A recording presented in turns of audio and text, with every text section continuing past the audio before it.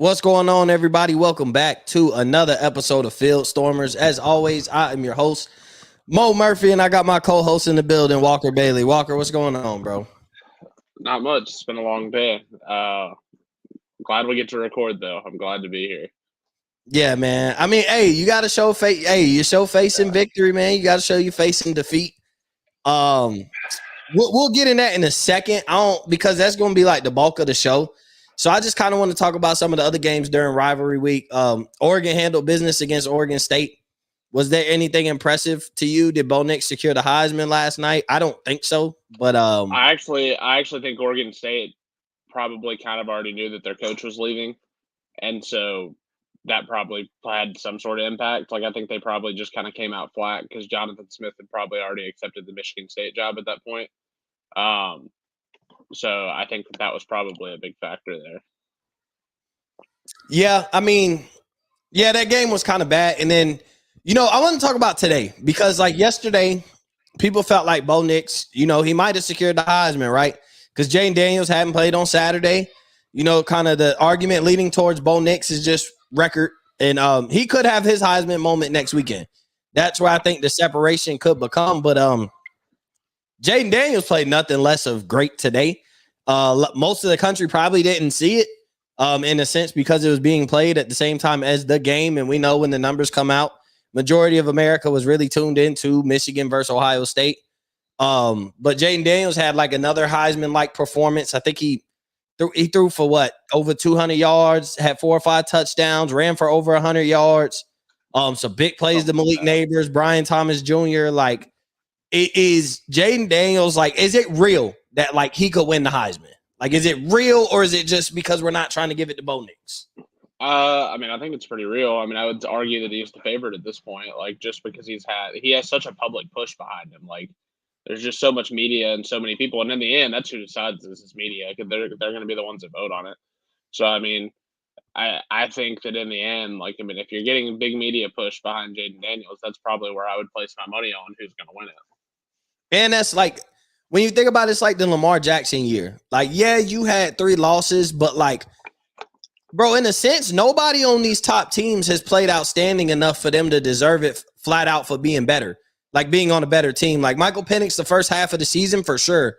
But then I think, to me, he fell off a little bit in the second half of the season, had some average games, had some close games that shouldn't have been close, kind of some moments taken away from him where you're watching Jayden Daniels carry this team essentially to even have a chance to win. Like, it's not just like he's winning them games. And I don't want to say individually on his back because he does have 2 elite wide receivers that he is throwing the ball to. But at the same time, like, bro, he's their running back. He's their quarterback. He is their offense. Like, if he gets hurt, LSU would be essentially done. Like, I think this is a 6 or 7 loss team without Jayden Daniels, including with the talent, because their defense is so bad. And every real LSU fan, when we had Shane on the other week, he was talking about how bad their defense was. But I think just the way he's carried this team is like, bro, this team, he's put this team in a position. I know they got 3 losses, finished the season 9-3, but like, you're a 6 or 7 loss team ready to run Brian Kelly up out of town if you're not already, if you don't have Jayden Daniels. Oh, there's no question. I mean, yeah, I mean, he would have my vote. Like, granted, I'm not like a big Heisman guy, but I mean, that's who I would vote for. He's been the best player in college football this year, and that's the award that we're supposed to give out.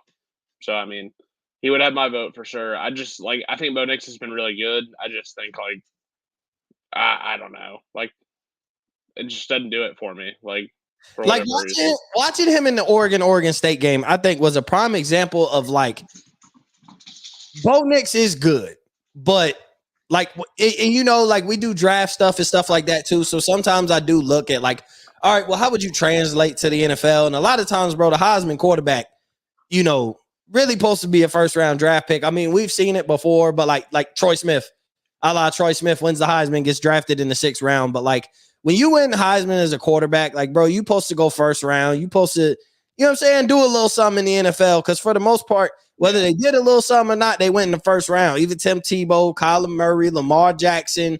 Like, even if they just got, Lamar went, last pick of the first round. But a lot of those guys, like, are surefire NFL talents where I look at Bo Nix, bro, and like, if you look at a lot of his plays and a lot of his yards, bro, it's check downs to his speedy wide receivers or his speedy running back for big plays. Like, it's more yards after catch than it is air yards for him throwing the ball. And granted, he does have some plays you're going to point out.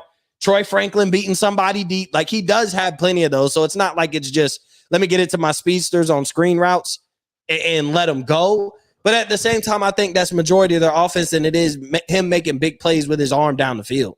Like, everybody was like, it takes this long into the season to be impressed by you throwing crossbody. Like, oh, man, almost like, oh, give him the Heisman. We've never seen this, like, because that's a quarterback that doesn't really do it. But if you watch LSU, like, all year, like, the numbers that Jane Daniels has put up these past few games, like, he's put up all year. Like, consistently, he's basically been consistently 250 to 300 pass yards and 100 rush yards on the ground damn near every game. So, like, when you're that and you're giving me 4, 5, 6 touchdowns a game accounted for passing and throwing, like, it is the Lamar Jackson situation. And a couple weeks ago, I would have told you, like, no, he has too many losses. But, like, I also was expecting, like, in those big games, like, I knew Bo Nix had a few games coming up. Like, I knew Michael Penix had some games coming up to where they could really capture that Heisman moment, especially being undefeated or one-loss team like Oregon that could find themselves as Pac-12 champs going into the college football playoff. And I just haven't seen it from neither one of them. Like, the box score looked good, but, like, when you watch the game, like, the especially with Bo Nix, when you watch the game, it's not as impressive. Like, his numbers yesterday weren't as impressive if you actually watch the game. A lot of check downs. Yeah, I saw something the other day that said 61% of his passing yards for the season were yak. So, yeah, you know what I'm saying? So that's like that gets real questionable. You got to think about it, like, evaluating this guy as people, have him mocked to go in the first round. Like, I don't think this is a first round NFL quarterback. I don't really think there's a lot in there. I think this class is, if you ask me what this class would be before, I know we're getting off track, but this would be a bunch of high quality backups, like guys that I think not projects, but guys that aren't ready to start in the NFL, but have the talent to play in the NFL. You got to mold them for 2 to 3 years. The Spencer Rattlers, Michael Penix kind of old, but still, I think after a year or two sitting behind somebody, I think Bo Nix after a year or two sitting behind somebody, he's another quarterback who's old. Some of these quarterbacks coming out are also older, but I think this is more of like high quality backups. Like, these guys could find themselves in the league for a long time, and I think that's what Bo Nix is. But I don't want to like kick Bo Nix back in after beating Oregon State and basically going to play for the big Pac-12 championship next week. Shout out to Oregon. It's time to talk about the game, Walker. It's time to talk about the game. Actually, real quick, before we talk about the game, Alabama-Auburn. What a hell of a throw by Jalen Milroe, huh? Yeah, so I got some PTSD there because Ole Miss lost the game when Freeze was there in the exact same way, basically. Like 4th and 25, had to have it, and Freeze did the same exact thing and like rushed 2 guys. And Arkansas ended up converting it, and it ended up costing Ole Miss a chance to go to the SEC championship game and eventually the college football playoff. So I got a little bit of PTSD there watching that same exact defensive call and the same exact result. Felt like I was rewatching the old trauma. That was a hell of a game, though. It was, but I just don't get it. Like, I don't get rushing 2 with the game on the line there. Like, I get the principle where it's like, hey, if we put 9 guys in the end zone and they only have 5, like, we should probably win. But I just think, like, if you let a quarterback sit back there for 30 seconds, he's going to be able to find a play. Someone's gonna just like lose a guy for just long enough where he can make a play and find an open guy. I'm not saying like line up press coverage and play cover 0 and dare them to beat you over the top or whatever, but you've got to do more than what you did. And so I just thought it was coaching failure on Auburn's part. And that was Freeze's chance to really like find a way to like twist this 6-6 season, or so it would have been 7-5 if they had won, into a win. Like, into, hey, it's my first year. I know 7-5 is not Auburn, but I just beat Saban in year 1. So yeah, like I won. I know we lost to New Mexico. Yeah, I won. I lost to New Mexico State last week, and yeah, that was really bad. But I beat Saban. Like, we're going in the right direction, and they would have gone and probably won a bowl game and finished 8-5, and they would have had a ton of momentum and stuff, and all that's just gone now. I'm sure he'll blame the defensive coordinator, and he had nothing to do with it at the end of the game because that's how he is. He blames everything on everybody else. But it was, like, give Jalen Milroe a ton of credit. Like, and also, give Isaiah Bond credit for getting the foot down. He did have to drag the foot, like, at the back end there. So, it was really impressive. Like, It is what it is. They'll be a real threat to beat Georgia next week, or at least can be competitive. Like they'll be in the game for sure. I mean, I'm not doubting a Saban team. Freeze won't get that opportunity to beat Alabama. Not like that again for at least 2 years, maybe 4. It's going to be a while, and that's if he's still there in 4 years. I mean, that place is nuts. You never know. Yeah. So he may never get it again. Yeah, and sometimes when you come that close, you got to capitalize. And speaking of coming that close and being able to change the narrative and shake up your legacy a little bit, maybe be able to set a different precedent, maybe sign a lifetime contract to Ohio State, whatever it may be. Ryan Day had an opportunity to do that today and failed. What were your initial thoughts on the game? Just before I really go or we go too far left or right, like what was your initial thoughts on the game?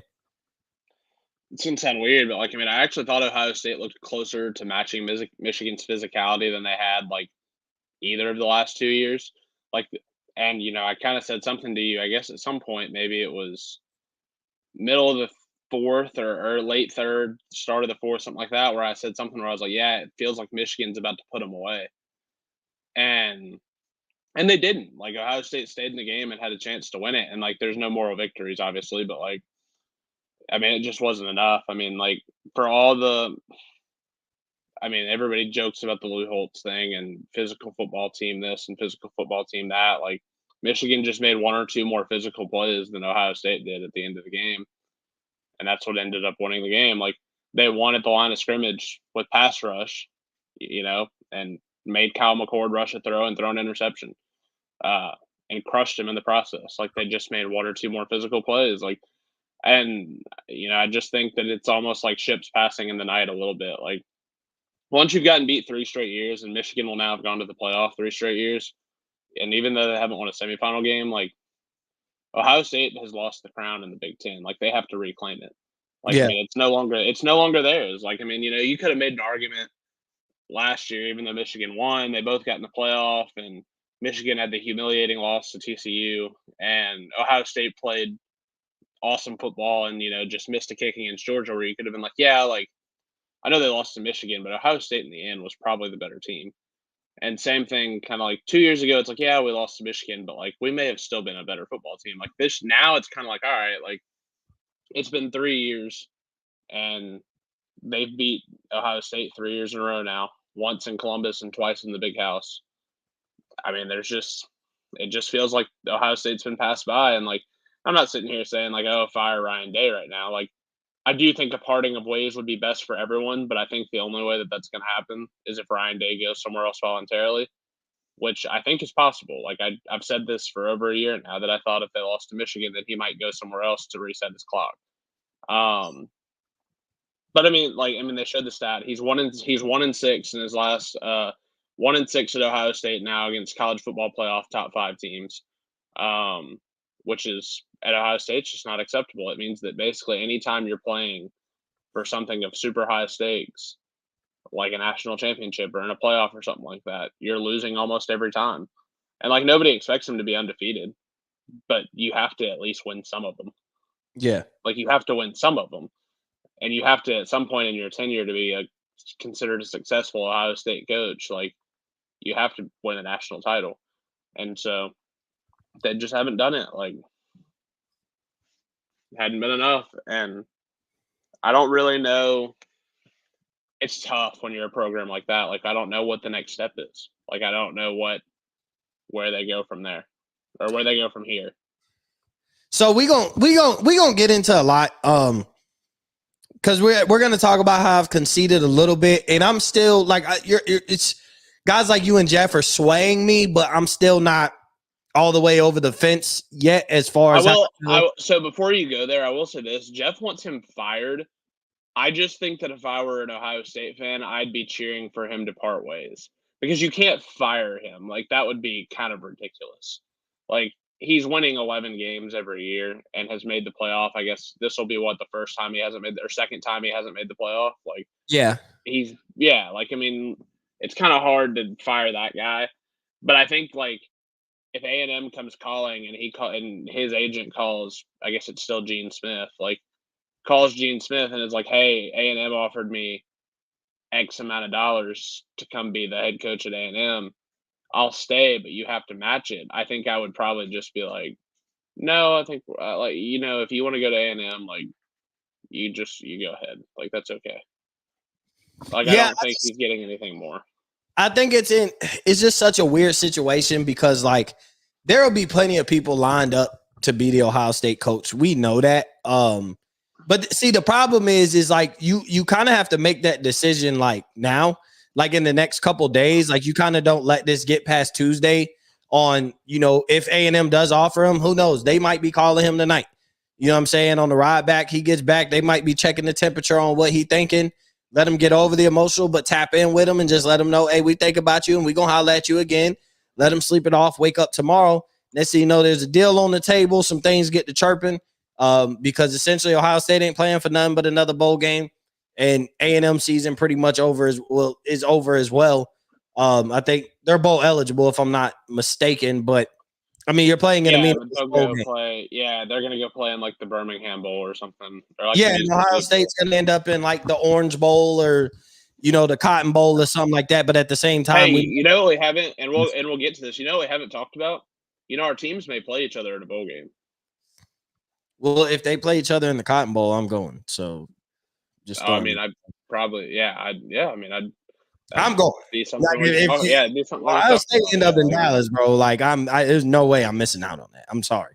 Oh, I'm just telling you. Like, I mean, there's a decent chance to like Ole Miss to get into a New Year's Six game needs Florida to beat Florida State tonight, which Florida's up 12-0 now. So I mean, like, but you want me to tell you what would be interesting about you want me to tell you what wouldn't be great about us matching up against each other?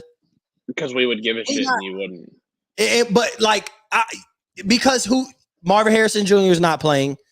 Probably Emeka Ibuka doesn't play. He may play, he may not. He's on the fence. I could see him not playing though. Because I think the scouts think what they think about him and they understand the quarterback situation. I don't think his draft stock is hurt too much, but there has been. You're not going to improve it. You're not going to improve it so substantially in a bowl game. That no. And so but then I don't know, does Judkins play? Like does Judkins play that game? Does it do anything? Yes, because he's not draft eligible. Oh shit, he is a sophomore. That's right. I forgot he was a true freshman last year. Ole Miss, the only player for Ole Miss that might not play would be Trey Harris, but per sources, I've heard the draft reviews have not been great on him so far. But I think they're good enough. I think they're good enough where he's going to declare, but they're not so good that he doesn't have more to prove. Where a big bowl game against a school like Ohio State might not help his stock or something like that. Yeah, and it's just with Ohio State, it's I don't know who plays that game. So, I mean, Kyle McCord plays for sure. We have our starting quarterback, so there'd be and that's a win. Yeah, that's a win for whoever they're playing against. There'd be no excuse there. Travion Henderson doesn't play. I don't see him playing. That game does nothing for him at that point. Marvin Harrison Jr. If the defense plays, then they'll probably be okay. Yeah, I mean, that would be a possibility, but I'm just saying, just painting the picture of what this Cotton Bowl, let's say we go to the Cotton Bowl. I'm going just because, bro, Ohio State ain't finna be down the street and I'm not going to go see him play. Yeah. But, understanding that, it's not going to be the best brand. I'm not going to be able to see the best players. Harrison's not playing. After the loss today, he's not playing. So, real quick, let's just. But Carnell Tate will play. Carnell Tate will play. But, okay, so I want to talk about something before we get more into the game. So let's just paint this scenario, right? Ohio State lose. Now, I don't want them to get in. Listen to me. I don't want them to get in because I don't want the heartbreak. I don't want to deal with it. Just let the season be the season. Don't give us a chance. Last year, got the heart broken in a dogfight, though. I walked away satisfied, not a moral victory. But but this year's different. Yeah, it's not. I don't think we have that same level to be able to do that. You don't have a quarterback that can go to the level that Stroud went to in that bowl game last year. Exactly. So, but I'm just saying, a Florida State loss tonight, a Texas loss to Oklahoma State, and an Oregon beating Washington. You're arguing what? Ohio State and Washington? So, you lean UW, in my opinion, because of better. Well, so let's see. Michigan and Georgia would be locked in. And then I think Oregon. And then Oregon's locked in. So at that point, you're arguing, Washington and Ohio State. Florida State, if they lost tonight but still won the ACC, yeah, but I know that win don't look as good no more. I think with Travis, and I think with Travis out, because like you have to consider them as they are. I think, like I don't know if you have it on in the background. Florida State has 10 yards of offense, and we're almost at halftime. Like I mean, they literally have gotten one first down in the entire game, and they've given up a safety. Like it's been really, really hard to watch, and that's against a 5-6 Florida team. Now, listen, like Florida's defense is fine. They're playing in the swamp. I understand all that, but 10 yards of offense. Yeah, and it's just one of those, like, the picture of like Ohio State being able to backdoor isn't unfathomable. Well, but like here's the other thing too. You really need Georgia to win next week, because if Alabama wins, then you're screwed. But that's where I was like, if Georgia wins and Michigan, if Bama wins, it doesn't matter. Like at that point, it doesn't matter. But like if Georgia wins, basically, if the favorites win, you need Oklahoma State to upset Texas. Like that's what I think they would give. I don't think they can do that.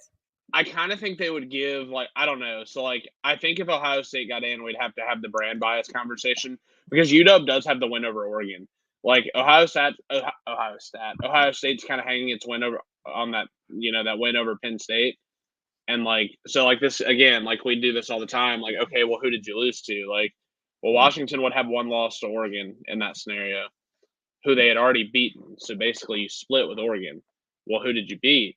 Ohio State beat, let's just say, like, I mean, what's Penn State, 10th right now? We'll call it 10th ranked Penn State. Let's just assume they don't move, even though they won. Or top 10. So, because if they move, they're going to go up. They beat top 10 Penn State. And who'd you lose to? You lost on the road at undefeated Michigan. Like, okay, well, the losses basically wash. Washington probably has a better win. And, like, it's who did you beat after that? Well, Washington went on the road and won in Corvallis, which is a tough place to win. Washington beat, if I remember right, Washington also beat top 25 Utah. So, like, then you're kind of getting into that secondary resume where it's like, okay, well, who are Ohio State secondary wins? Like, I don't think they got to play Iowa this year, so you didn't get that. Wisconsin, who we thought was going to be pretty good, ended up being a dud. Like, that, this is where the bottom end of the Big Ten not being very good is going to hurt Ohio State. Because, and then you have the road win over Notre Dame, and you always get bonus points for that. I forgot about them going to beat Notre Dame. So, I don't know. It'd be a coin flip, I think. And with Ohio State having the helmet stickers they have, you probably would feel pretty good about it at that point. If Oregon won, and then if FSU lost tonight, then you'd probably feel pretty good about it. I mean, they may still get in. But if I'm an Ohio State fan, I don't even want to go. Like, I don't. And now we can talk about the game, because we will get into all the reasons why I don't want to go. First off, you didn't win a conference championship, and I'm slightly opposed to, like, you being able to compete for a championship if you can't win your conference. And I know Ohio State has benefited from that twice, right? Like they backdoored in twice. The year they won the national championship, they backdoored in, but they had won their conference championship and won convincingly, and that's essentially why they got in. But I just, like, you lose to Michigan, like, what does getting in, unless you win that game and play in the national championship, and at that point really essentially have an opportunity to play Michigan, and, like, you're going to have to go through Georgia. Like, and I don't see us beating Georgia this year. Prior to today being played, I definitely would think we have a chance, but just seeing how we got beat, like, Georgia will beat us the same way. Like, it'll be the one or two plays here or there, and it just seems like we fall on the wrong side of the one or two plays. Well, and it feels like that's the ceiling. Like, if Ohio State plays perfect, that's what happens. Like, I think, like, but there's also a distinct possibility that Georgia's defense is better than Michigan's, if not just as good, and they turn McCord over too. And it's harder for Ohio State to score because Georgia is more talented than Michigan. There's a distinct possibility that you're playing in, like, the Sugar Bowl in New Orleans, where, like, Georgia would have probably, like, some level of home field advantage there, being close to home, and it could just get bad. Like, there's a chance that it would get bad. Yeah, and that's definitely possible. Don't get me wrong.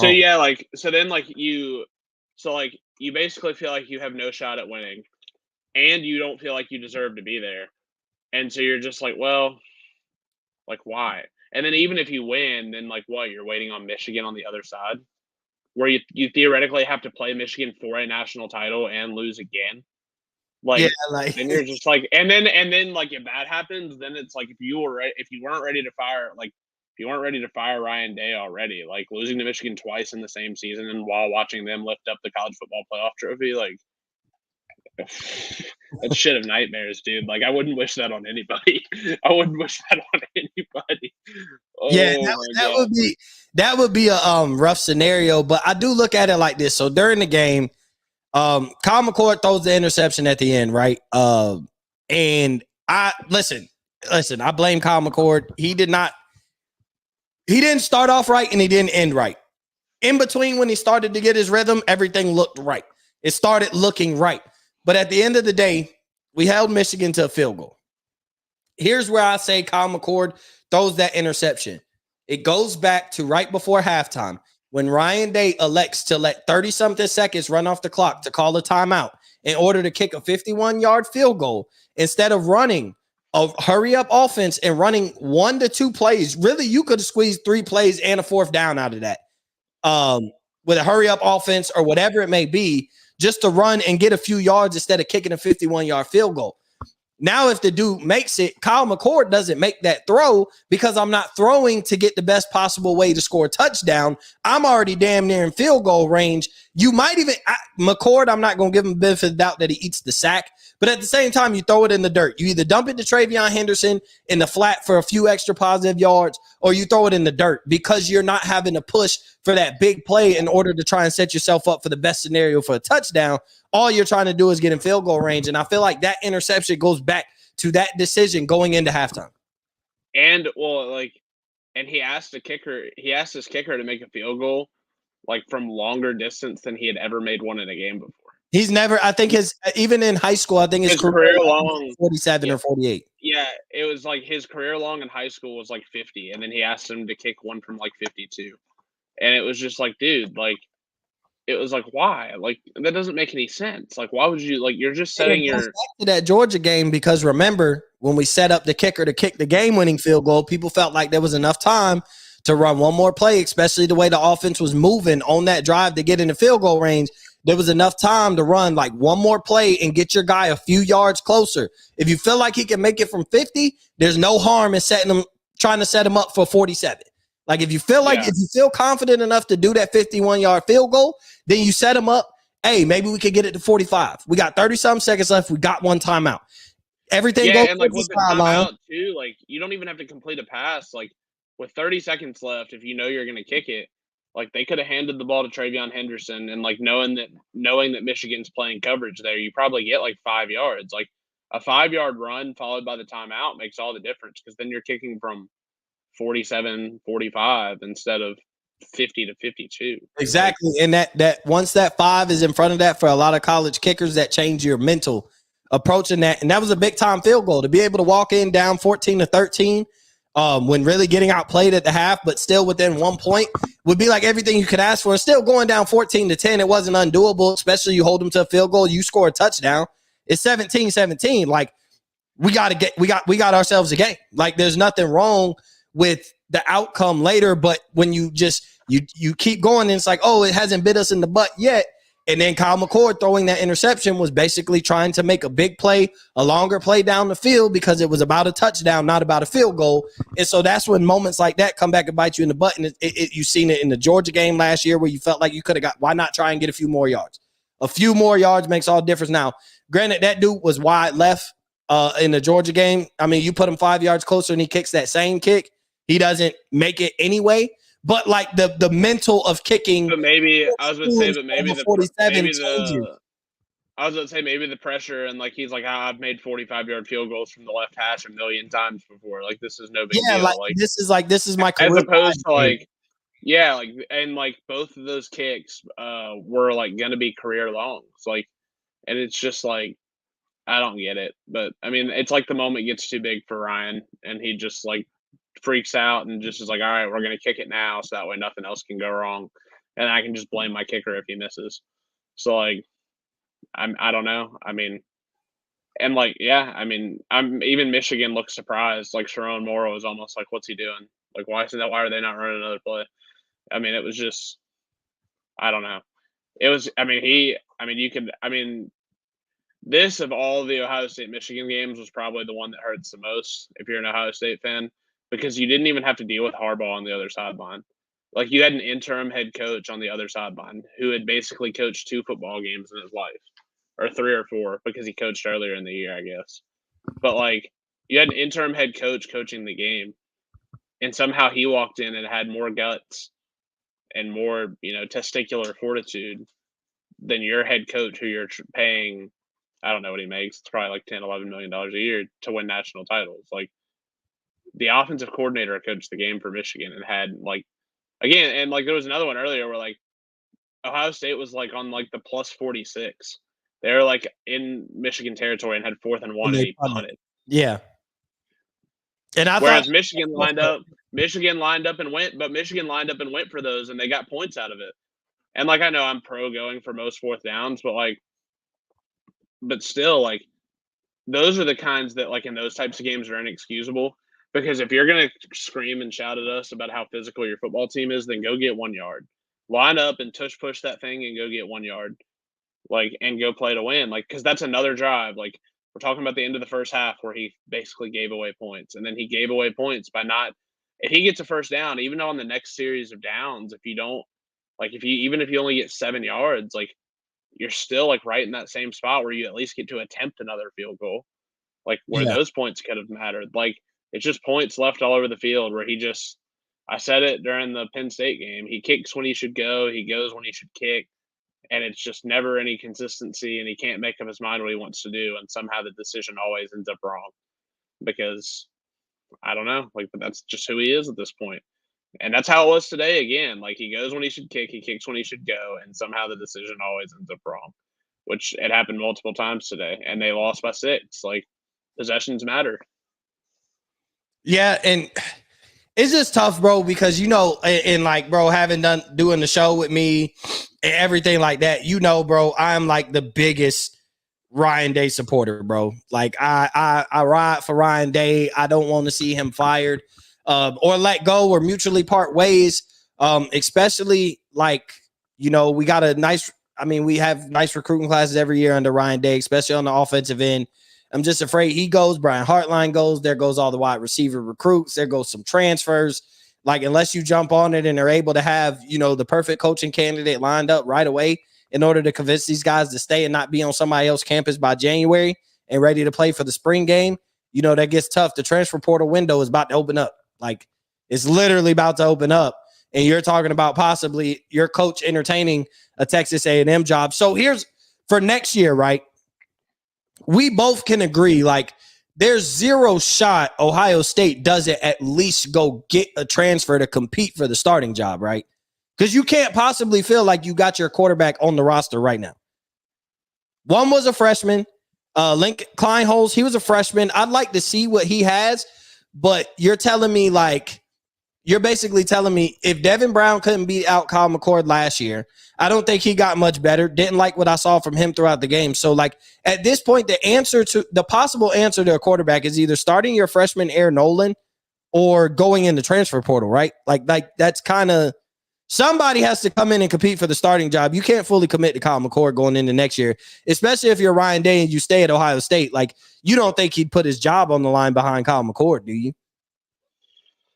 No, he'd be silly to. I mean, unless he just thinks that there's a lot untapped there where he would be able to kind of figure it out and become better. But I mean, like, it's tough for me to think that he would think that for the simple fact. It's tough for me to think. He doesn't believe in his quarterback. Even if he progresses, man, like, you are losing Marv after this year and Debuka. And I'm not saying Ohio State won't have like more great receivers. But with that being said, like, they're probably not replicating this year's wide receiver room next year. Like, so even if McCord gets better, the offense could stay the same because you might take a step back at receiver. Yeah, and it's tough to say because Carnell Tate, I mean, Marvin Harrison Jr. has had some things to say about Carnell Tate. And, this is kind of like in the bowl game when Chris Olave and Garrett Wilson sat and Jackson Smith and Jigba and Marvin Harrison Jr. had themselves a field day in the Rose Bowl a couple of years ago against Utah. Like, this could be that Carnell Tate game, and you realize, like, we got us another one. Like, this guy was sitting behind Marvin Harrison Jr. and Emeka Egbuka. You've kind of seen flashes of Carnell Tate while Egbuka was hurt.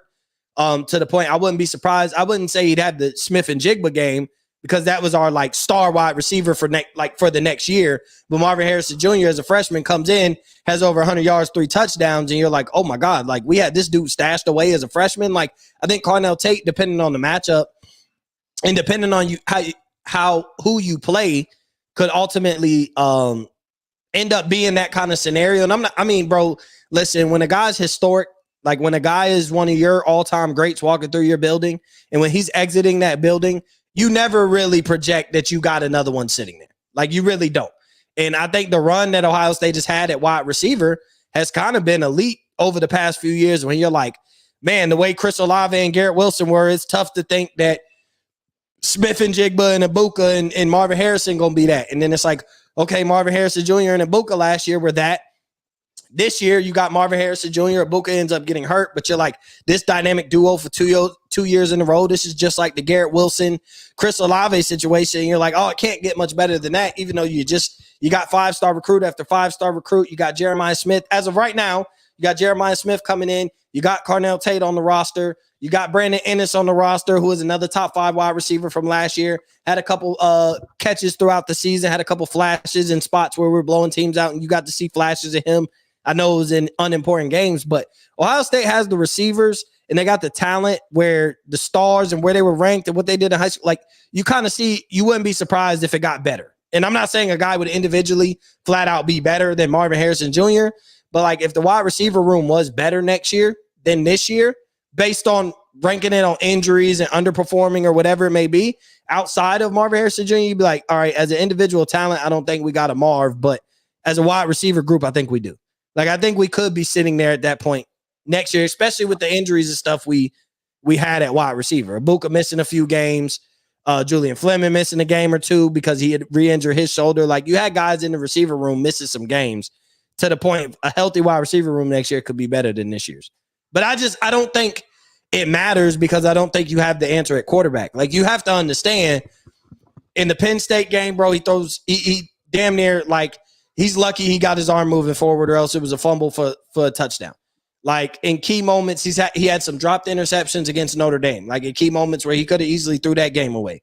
So it's tough with the Kyle McCord. And then, I'm so tired of, bro, JJ McCarthy is not that good. I just want to throw that out there. Like the man is not that good. We got to calm down on the whole, bro, JJ McCarthy is not any better than Kyle McCord. He's really not. Like, now, I know it's to say he beat Kyle McCord today, but, like, bro, they're the same player. Like, and I know you can't take away turnovers, but, like, bro, take away the turnovers. Like, they literally had pretty much the same game. Like, they literally pretty much had the same game. They're pretty much the same quarterback statistically throughout the season. Like, so it's like you'll scream at me that Kyle McCord is not that good, but then everybody, oh, this is why JJ McCarthy.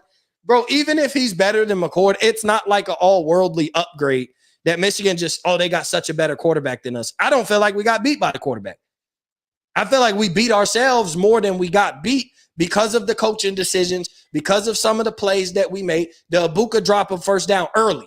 Like you dropped the first down early in the game. Like you could set the tone. Granted, had Kyle McCord put it in front of him, Ibuka probably takes that right in the gap to the crib. I swear to God, that slant route probably goes to the crib if you put it, but you still threw a catchable ball right at his body. So if anything, you catch it and drop. First down, we keep the sticks moving. Instead, we're punting 3 and out right away off of simple mistakes. Like, and I know Michigan made some mistakes too. They probably are like, bro, we're a couple of mistakes away from blowing out Ohio State. Like, so it depends on what perspective you look at it. But I think like Ohio State beat themselves. The one throw that McCarthy made that was pretty bonkers was the touchdown / interception throw or whatever that he made. You do know, like, here's my thing is that throw was nice as hell. Don't get me wrong. But like where you got blessed of being able is that Denzel Burke didn't get his head around. Like a corner gets his head around, that's a pick.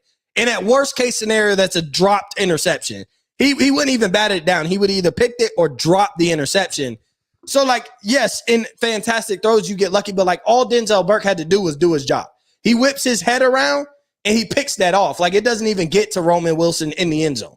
Like, that is one thing of everybody talking about how I'm like, bro, even Thad had said it in the group chat, like, bro, Burke whips his head around. That's a pick. Like, that ain't as nice a throw as you think. You just got lucky that the defender wasn't doing his job.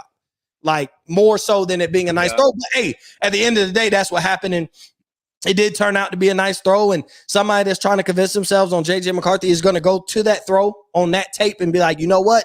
That's the untapped potential I'm talking about. That's the guy that, you know what I'm saying? You get wild, the Zach Wilson effect. You get wild by one or two throws that they make. Maybe he's able to make, he's going to make these crazy throws at pro day. And they're going to be talking about JJ McCarthy. And then, but either way, hey, JJ McCarthy's undefeated as the starting quarterback at Michigan. He's done his job at college.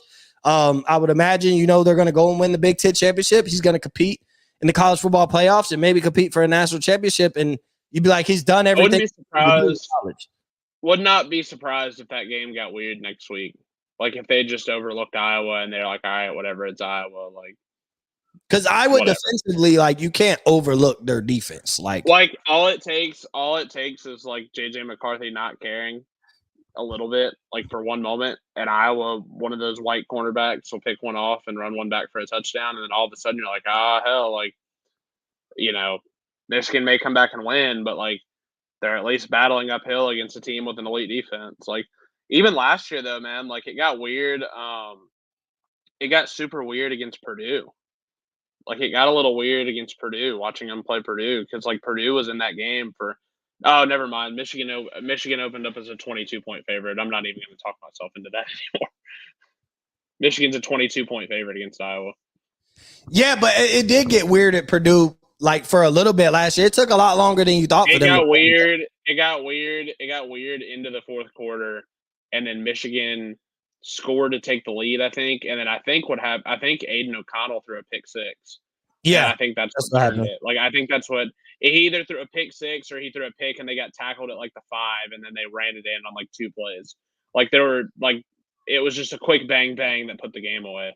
I just don't think Iowa's going to be able to score. I do think Louisville will beat Florida State, which it's kind of crazy. They're in the ACC championship game. We talked about that preseason. I said like I was like yeah, like don't be surprised if Louisville gets there. Like their schedule is so soft and they don't have to play anybody. They may get there. Now they're going to get to play Florida State's backup quarterback in the ACC title game next week. Yeah, after losing to Kentucky, which had we recorded before, that would have been my upset alert team. Would have been.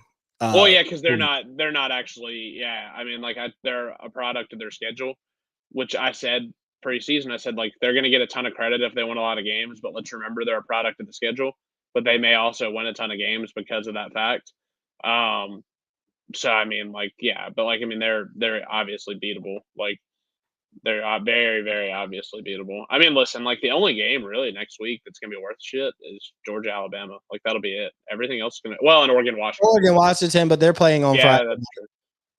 Yeah. So, I mean, you get one on Friday night and one on Saturday, and that's pretty much it. And I will say this will probably surprise you a little bit. Oregon opened up as a 9-point favorite.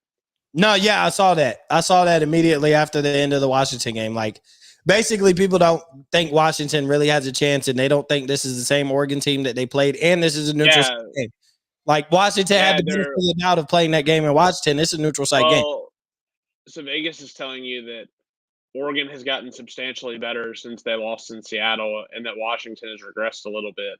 And then they're also adjusting the home field factor out of there. So, like, people always say it's 3 points for home field, which is not true anymore. That used to be true. That's not true anymore. Home field's like maybe 1.5 to 2 points these days. So like they obviously substantially adjusted Oregon and substantially adjusted Washington. So I would be surprised if Washington even is competitive next week. Like I think Oregon may lay the hammer down. Yeah, which I'm telling you, man, there's a scenario where Ohio State ends up backdooring it and everybody will hate the hell out of it. Like just like they do anytime Ohio State has done it. Then again, like, what's the argument? Like, you're just kind of like, well, then it's like, well, who are you putting in there over Ohio State? And it's like, well, but I mean, for this to happen, though, Texas would have to lose to Oklahoma State as like a 12-point favorite. Yeah, and I don't see Oklahoma State doing it because they've looked like shit the past couple of weeks. Like, you skated by BYU. And I will say this, like last week. I said this the other day on Jeff's show about Texas, that I think they just get bored. Well, they weren't bored today or last night. They were not bored last night. Oh no, they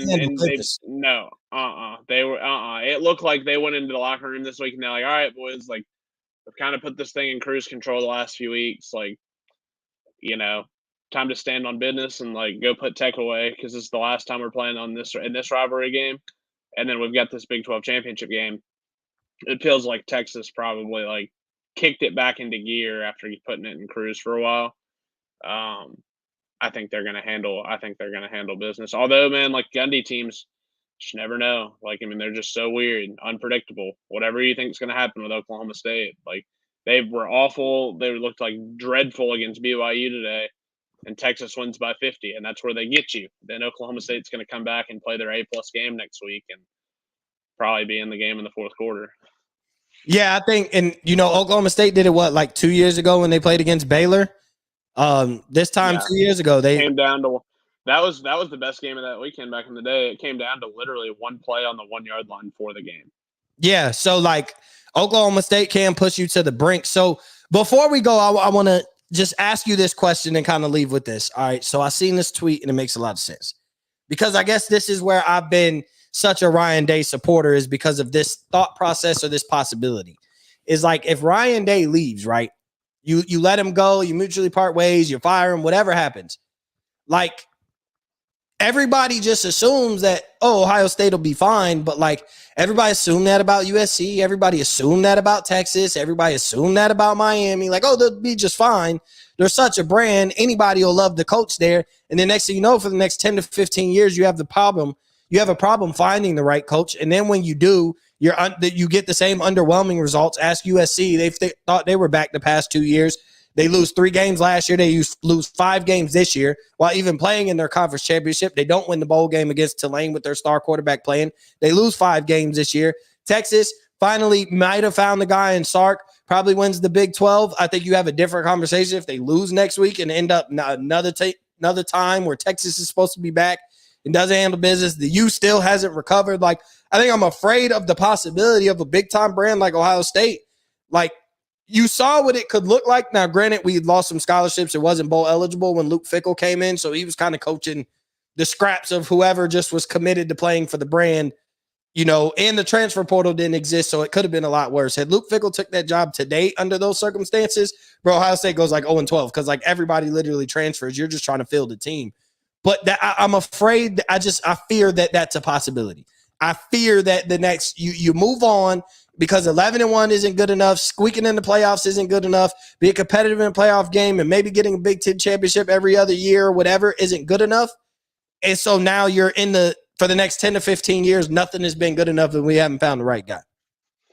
Yeah, I mean, it comes down to who are you hiring because, I mean, Ohio State's fine from an NIL standpoint, and if you hire some other big-time coach, I mean, odds are you're going to raid that roster and take a lot of their best players.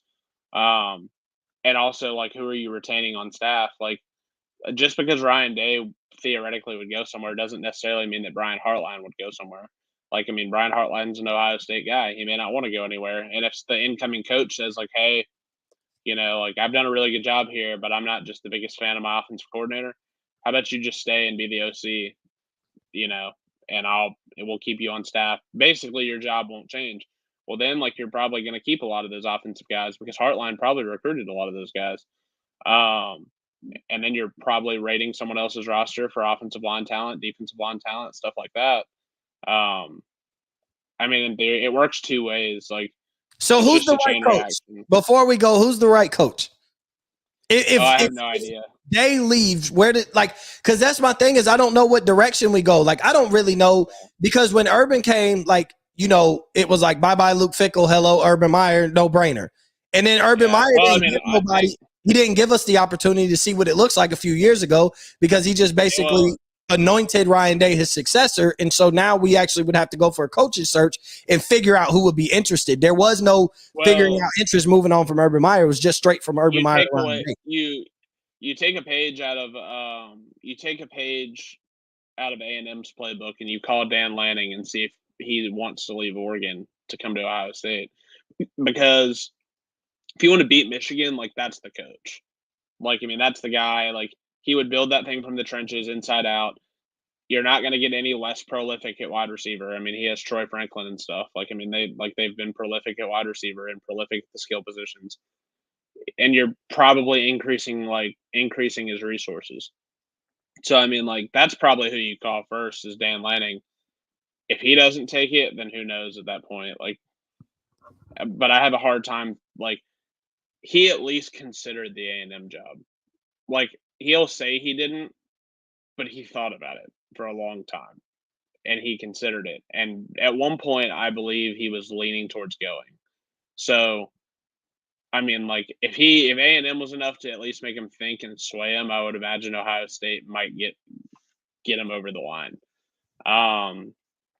Plus, Oregon's a weird job. Like, it's not exactly the greatest place to live. Like, I mean, it's a great football brand, and like all the football stuff is great. But a lot of coaches, like, I mean, that's why Cristobal left. I mean, like, home kind of came calling, and it was an excuse for him to kind of get out of there. Like, he was kind of already looking for his way out, anyways. So, who knows how Lanning feels about it? That's your first call, though, I think. I mean, if Alabama and Georgia lost their coaches today, Lanning would be the first call. So, I guess that would be the first call for Ohio State, too. And call me crazy, as much as it sucks to say. Like, tell me Lane Kiffin wouldn't make sense at Ohio State. I don't know. From a coaching standpoint, yes. I don't know if the Ohio State fans would like Lane that much. I don't know if they would embrace Lane. I don't know.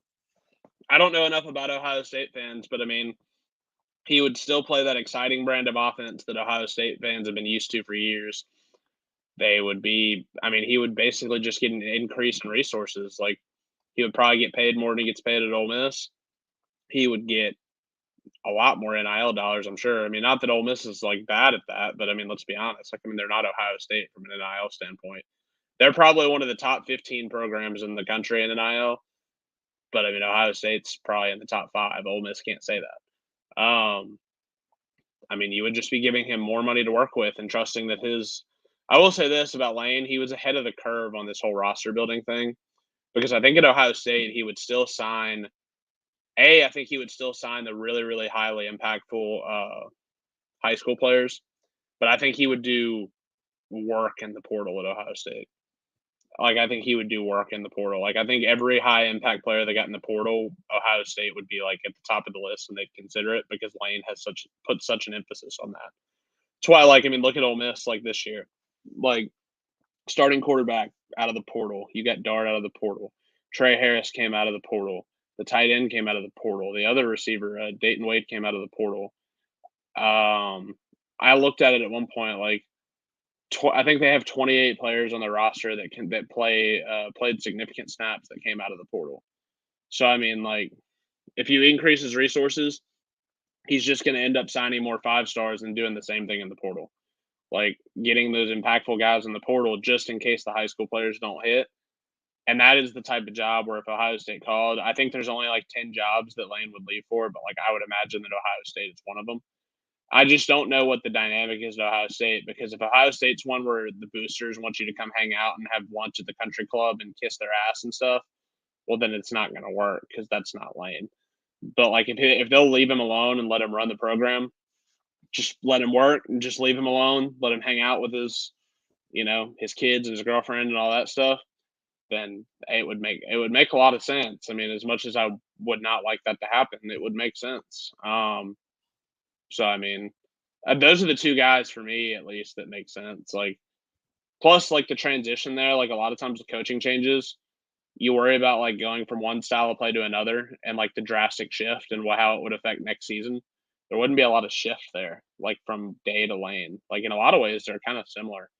I just think Lane probably has a better view on roster building and probably is more, like, willing to adapt to the modern landscape of college football.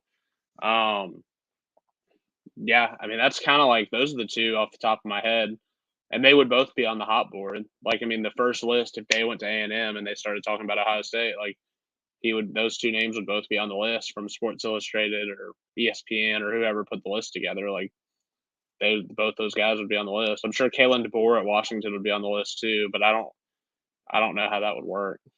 Yeah, I mean, if you're hiring Kalen DeBoer, why wouldn't you hire Lane? Like, at least Lane's been all around. Like, he's kind of been all over the country. Kalen DeBoer's never coached a team outside the Pacific Northwest.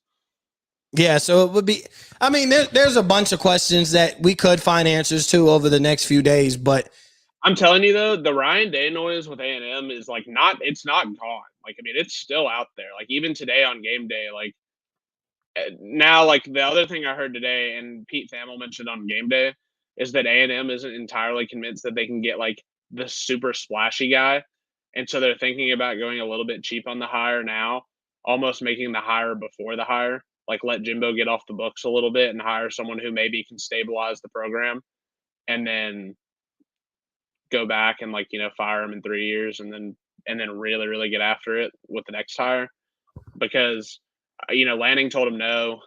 I think that the next two guys on their list are probably Ryan Day and probably Dabo, and I think both those guys might tell him no.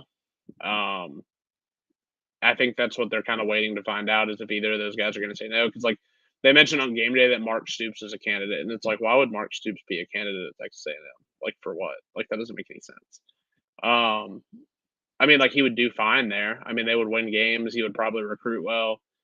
I mean, they would win games, but they wouldn't compete for national titles. Mark Stoops is not a national title football coach, and that's what they want. Like that's their standard. Like that's what they're holding. That's their expectation there.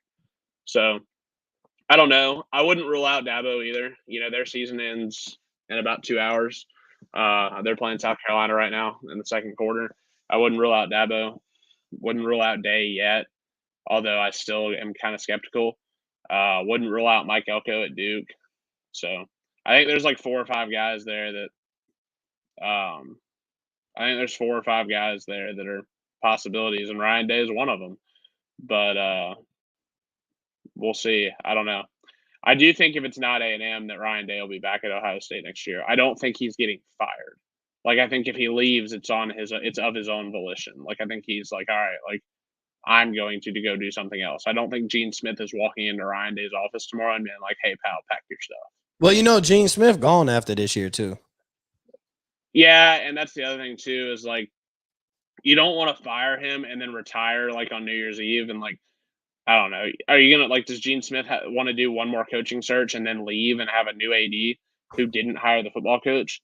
Like at that point, like why wouldn't you just give him one more year?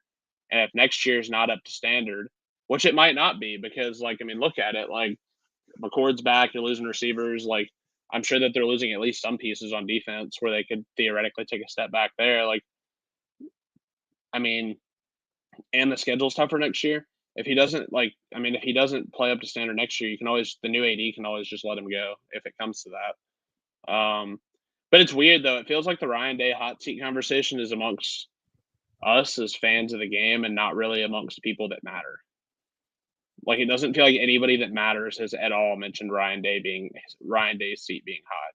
Even today, like even after the game today, I don't feel like I've seen that at all. I feel like that's just us talking. Yeah, and I felt like it's just, fans speaking and being hurt out of fandom. And I mean, the standard is not to lose to your rival 3 times in a row. First time in 26 years that Ohio State has lost 3 times to Michigan. And so it hurts. It sucks. But I appreciate everybody for tuning in. I appreciate everybody for listening. As always, I am your host, Mo Murphy, with my co-host, Walker Bailey, in the building. We will catch you. Hopefully, we'll be able to record for championship weekend. So thank you for tuning in. Thank you for listening. And Field Stormers, we will catch you later.